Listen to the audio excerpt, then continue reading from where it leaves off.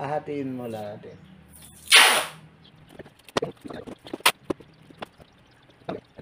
Nandito yung emulsion. Ilagay natin dito sa applicator natin. Ayun ba dito? Ito yung kalahati niya. Ito, para hindi lumampas. Ayan. Yung paglagay, ganito.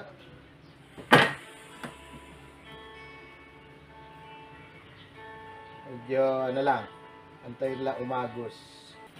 Yan, pagpapagyan natin. Ayan dito, pagpapagyan natin yung rapid lang. Ayan, dahan, para maplas. Ada, medyo sanay tayo dito, medyo sanay. Medyo sanay. So, ganito yung masano, pagpapagyan. Okay. Dito pa yung natin, dahil yung kapatid. At idawin natin mga. Okay, natin. Pwede nga rin ulitin ulit sa loob. Maganda na. So, ayan. Dalawa. Yung sobra natin dito, pwede natin iskupin at ibalik sa lalagyan. Kailangan natin ng hair blower. Huwag yung heat gun, kasi yung heat gun, sobrang init nun. Eto, kahit low lang. Hanggat maaari, balagyan nyo ng ganito. Kasi minsan may nagbabaga na filament. Mapapatigas niya at hindi mo na ma-develop pag ganun. Okay, maganda no? Kita natin. Yan siya. At lipat-lipat din yan mamaya. Okay, magiging film siya. So, ang paglagay ngayon natin ng itong negative natin. Ito. Ilalagyan ko ng ano to? Ng mineral oil. Tapos, para pag mailapat natin to, ganyan. Yun. Pag nilagay natin sa machine ito, ganyan. Tapos, pag ano naman ang hagod, mas maganda. May ibang squeegee tayo para doon. Tapos, titingnan natin yung sentro niya. Uy. Yung isa naman,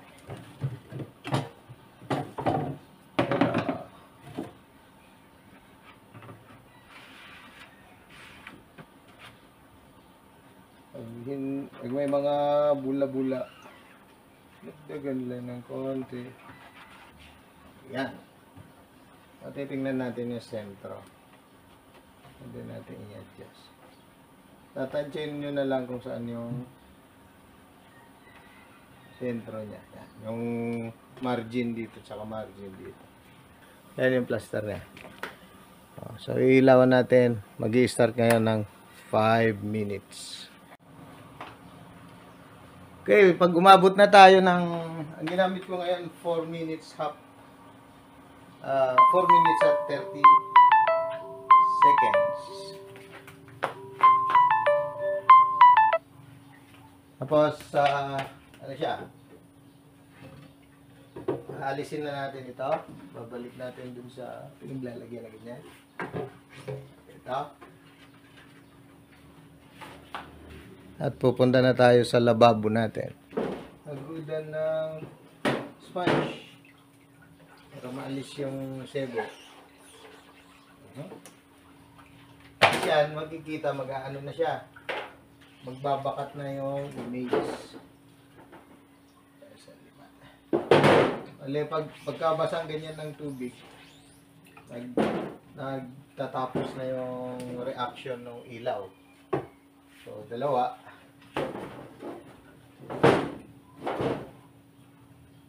Ayan.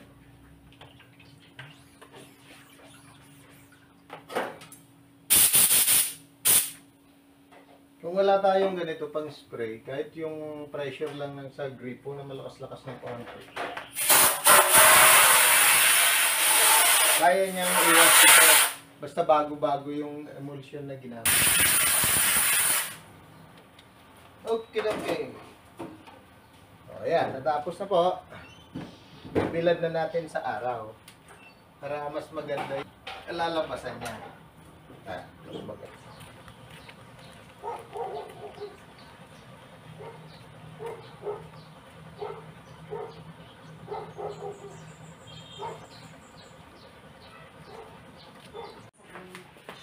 After nating makapag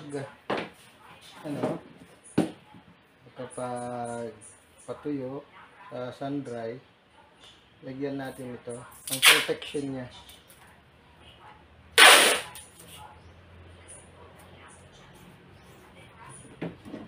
Tape. Hindi lang.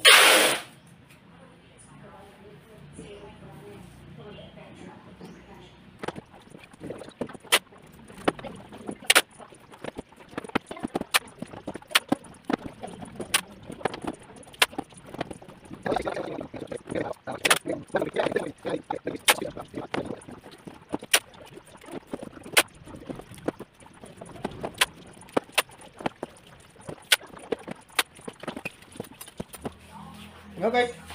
Ready to print na. Ayun yung machine. I-testing na natin. Kapag lagyan natin ito, shoot lang dito. Ayan. Mayroon siyang nut at washer dito. At itatapat yung blade sa pinakagitna nitong bumbunan nito. Hanapin nyo, no, parang may linya siya.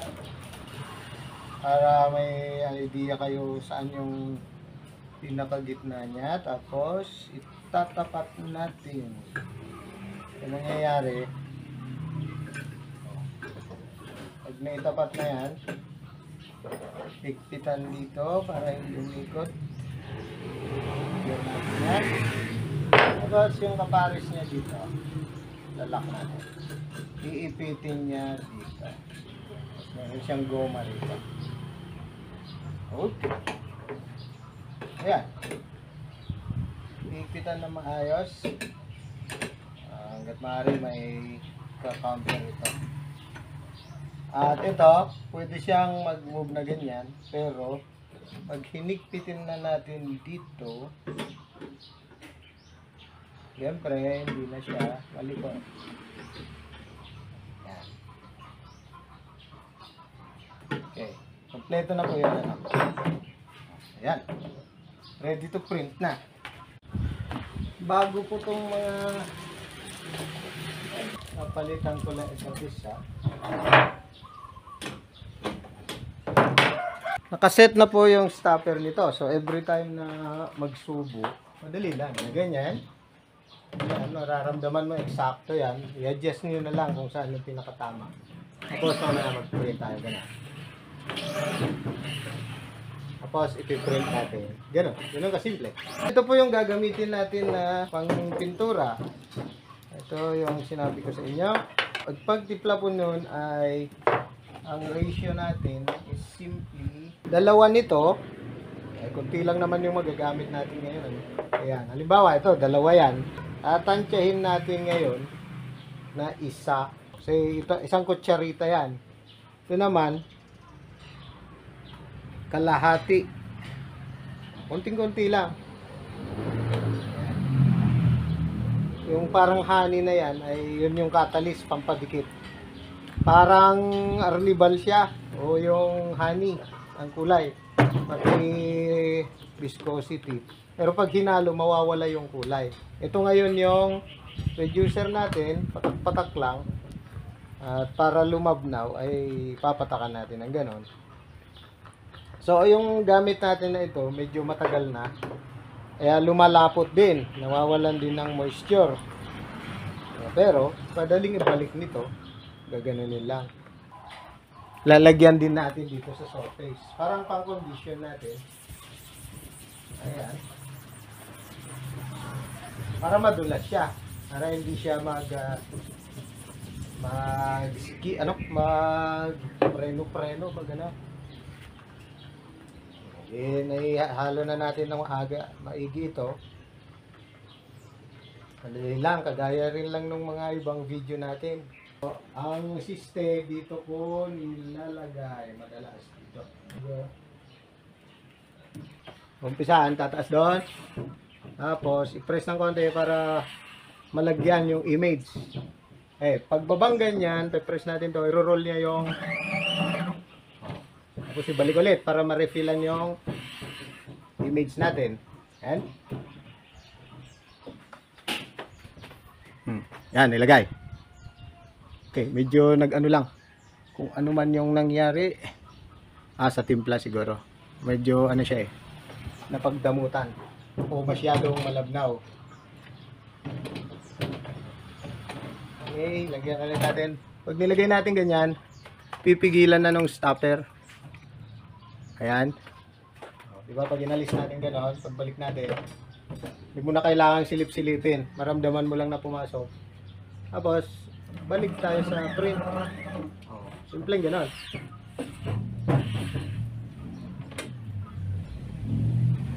Ayan. Lumabas na yung ano. Medyo may madulas dito Yung sa ano po to? Sa timpla masyadong malabnaw pero makikita nyo lumabas din talaga yung mga print. Okay, sa actual pag tinitingnan ko rito, medyo ano siya. Medyo malabnaw lang. Nasobrahan ko yung ganito. Kasi hinahabol ko siyang Pero pag bago yung yung ink ninyo, walang problema yan. At isa pang cause niyan minsan, yung tayo yung sobrang init ng panahon. Medyo na rito, lalo na dito sa Ilocos mainit yung kahit humahangin. Init talaga yung pag natapos na, pwede na po tayong maglinis.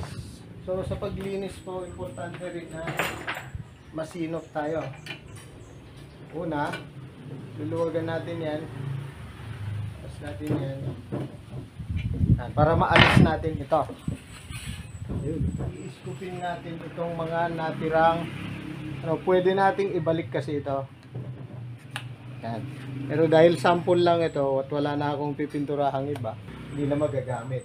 So, pati dito, importante rin po yung sa natin paglinis natin. I-scoopin lang yung mga natirang ink. Ibabalik natin ganyan. Pwede pa rin gamitin yan. Pupunas-punasin lang po ng ng cloth.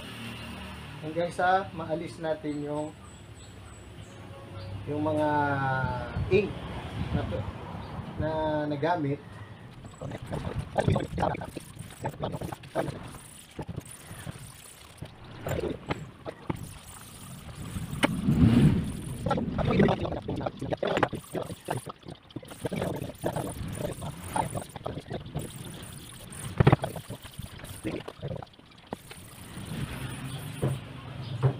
Ganyan lang po yung paglinis. Kailangan pong siguraduhin na maalis, sisilipin yung ganyan. Ito. Makikita nyo na lalabas ulit yung butas. Hanggang sa maalis po ng maigi yung mga ink na nilagay. Yan, pwede na rin po ito.